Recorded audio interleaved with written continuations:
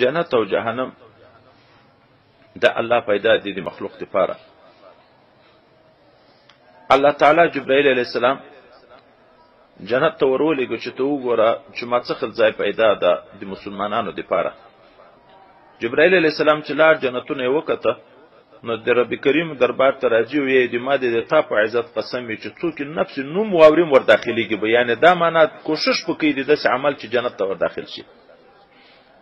بیا الله حکم وکړو ملایکو ته چې په تکلیفو د عباداتو کې پټ کړي. هر عبادت په نفس بوج ده.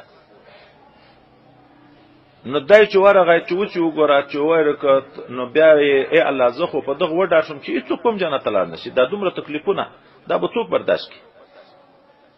جهنم ته ورشه وګوره ما څه ځای مجرمینو ته کفارو ته ظالمانو ته پیدا ده. چې جبرائیل علیه السلام ورغی جهنم ته چې اور بعضې په بعضې لمبې وهي لکه خوریچې سره، هغه حالات چې ول د نو ای الله دې ما دې تا په عزت قسم مې د جهنم به نوم څوک وانه وري چې بیا د جهنم ته داخل شي، یعنې دا معنی چې داسې عمل دی وکړي چې جهنم ته داخل شي. بیا په خوندو د ګناهو کې پټ کو هره ګناه نفس خوند په اخلي.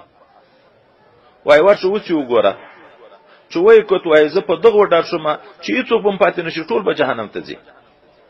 نو حضرت پیغمبر علیه السلام ویلي حفت الجنة بالمکاره، جنت په تکلیفو کې پټ ده. دا پردې به لرې کوې بیا به جنت ته ور داخلېږي، چې تر څو دا پردې نه یې لرې شوې نو پټ تب کې جنت ته نه شي وتلی. او داسې لمونځ و روژه و زکات و حج و جهاد و علم و نفلي و پردې اعمال دا به کې بیا به جنت ته ځي. او جهنم حفت النار بالشهوات، جهنم بیا په خوندو کې پټ ده. اوس نو دا خوندونه چې څوک په دنیا کې حاصلوي چې د خوندونه ورتېر شو جهنم ته به لویږي. هلته چې تکلیفونه تیر شو راحت ته به داخلېږي. دلته چې خوندونه تیر شو خو پردې خو دغه دي دا خوندونه اخلي چې څنګه مړ شو اذا مات الانسان فقط قامت قیامته. نو چې په خوندو کې وخت تېرې دا پردې ټای کړې چې څنګه مړ شو داسې جهنم ورته کنده قبر ورته جوړ شو. او چې چا تکلیفو پردې پرې کړې چې څرنګه مړ شو داسې قبر ورته باغچه د جنت وګرځېده.